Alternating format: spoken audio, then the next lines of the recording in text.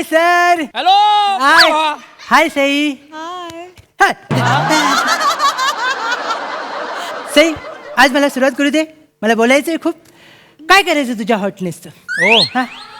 तुझ्या हॉटनेसमुळे global warming वाढतंय. हिमालयातला बर्फ वितळतोय. तुझ्या प्रेमात बुडण्याला आमचा विरोध नाहीये, पण पाण्यात बुडवशील तर लफडी होईल. तेव्हा तेवढं सावर. बस बस. या सेक्शनकडे बघितल्यावर असं वाटतं की काळ्या वाटाण्याच्या उसळमध्ये एकमेव गुलाबजाम पडला.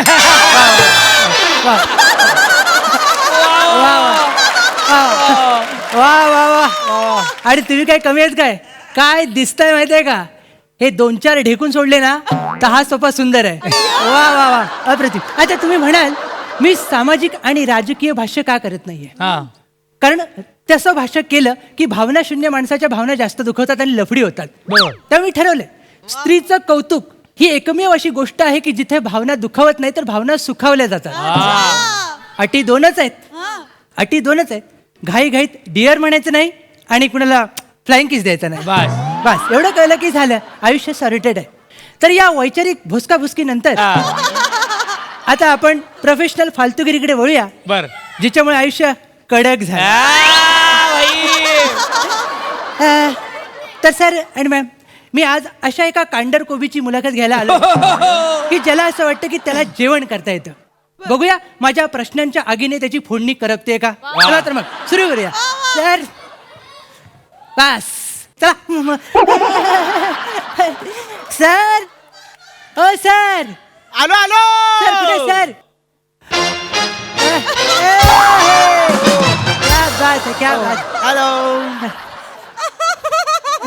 एक मिनिट. काय? मला फोन येतोय. अच्छा. मला फोन येतोय. घे. अरे बाबा, उलटा. अरे घे. काय येतंय? बोला. हॅलो. हा. हा, शेफ प्रथमेश बोलतोय. काय तुम्हाला महाराष्ट्राची हास्य जत्राची रेसिपी हवी आहे? घ्या, लिहून घ्या. एक सोनी मराठी कढई घ्या. त्यात वेट क्लाउड तेल टाका. तेल थोडं गरम व्हायला द्या. त्याच्यानंतर मग इकडचे सगळे गरम मसाले घ्या आणि त्यात टाका. नंतर हे सगळं मिश्रण आमिर हडकर बरोबर 2-3 तास कुकर मध्ये ठेवा. तिकडे 2-4 पण चांगले मिळतात.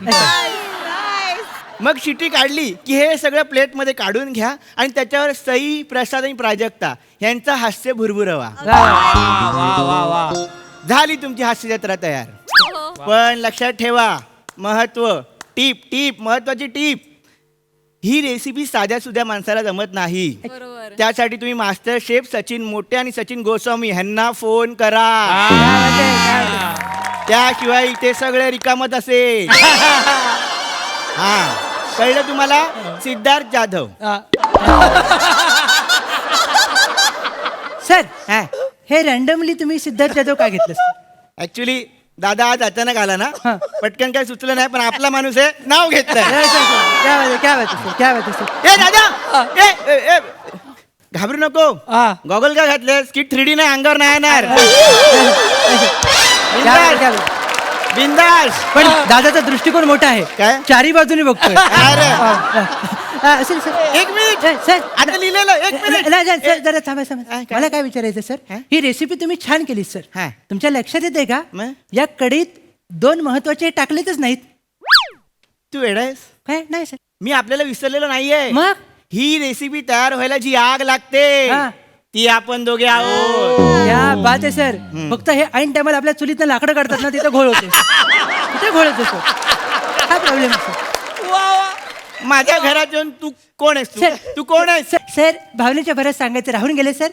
मी पत्रकार चौका म्हणजे चिन्मय सौमित्र काशीकर.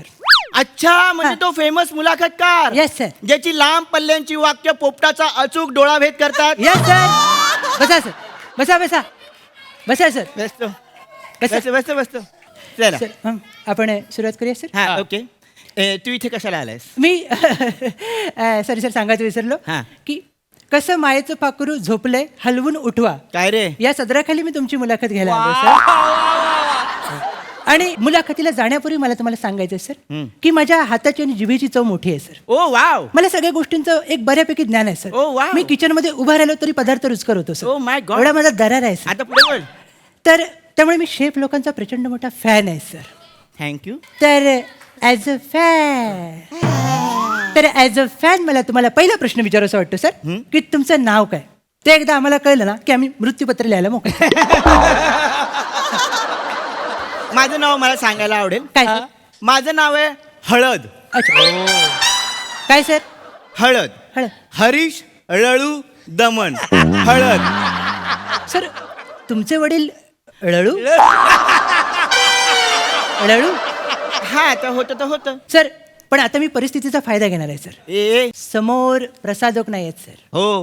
ते समोर नसल्यामुळे आपण वन्स मोर मिळणार नाही सर. त्यामुळे मी लगेच तो प्रश्न माझा बोलून घेतो सर. रागाने उकळलेल्या या जगामध्ये आपल्या हाताला सिमेंटची चव नसताना पदार्थांच्या या दुनियेत आपली हळद आपण कधी पण पेरू शकतो ही आंबलेली संकल्पना कित्येक वर्ष भिजत ठेवलेल्या तुमच्या मेंदूला कधी शिवली सर?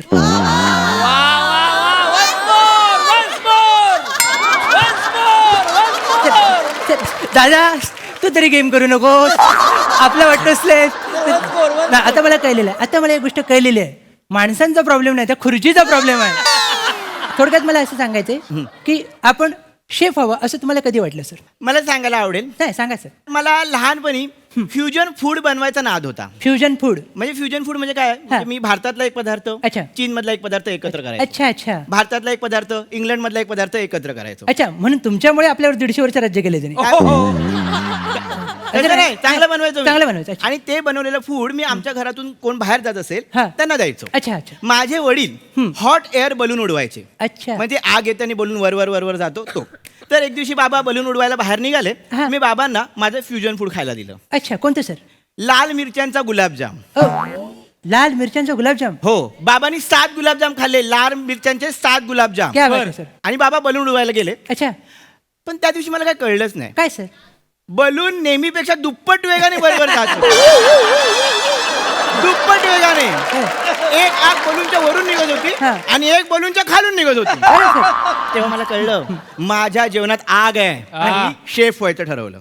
खरं आहे सर. ही आग नंतर तुम्ही लावतच सुटला सगळे सर. बरोबर. त्याच्यानंतर तुम्ही धाडस केलं काय? आणि गोंडू धुंडू नावाचं हॉटेल काढलं सर. Yes yes. हा. माझं पहिलं हॉटेल हा. ज्याला काही स्टार्समुळे पंचतारांकित दर्जा मिळायचा राहिला. किती सर? 4 स्टार. 4. बापरे म्हणजे थोडक्यातच हुकलं तुमचं. हो थोडक्यातच. मी एक कलाकार सुद्धा आहे. ते वाटलं सर. हा हेअरकट बघूनच कळलं मला. हा तर आता सिद्धू दादा आलाच आहे. हा. तर एखादी कविता बोलून दाखवतो. अच्छा आज त्याच्यावर जाणार आहात. हा म्हणजे असतं असं कधी कधी. हा, तर- तर कविता सादर करतो. मी भाजले सूर्यावर चपात्या. बा त्याला माहिती आहे ना हे? कोणाला? हा, सूर्याला माहिती आहे. मी भाजले सूर्यावर चपात्या केल्या चंद्राच्या करंजा. वा सिद्धू दादा पुढच्या मूवीचं ऑडिशन सांगशील का रे? परत भीक सर. काय आलं? माणूस कोणी असू दे भिका मागायला सोडू नका सर तुम्ही. आपलं सांगितलं. कशाला सारखं सर? बरं, दुसरी- आयुष्य या धाऱ्यासारखं झालंय. सगळीकडे भोकं पडतील. बरं अजून एक आहे. कुठले सर? पुन्हा टूर आली आहे US आणि नाही सर मी जातो सर. मला हे करायचंच नाही सर. आम्हाला नाही सर, नाही सर याला अरे, ऐका, ऐक ना.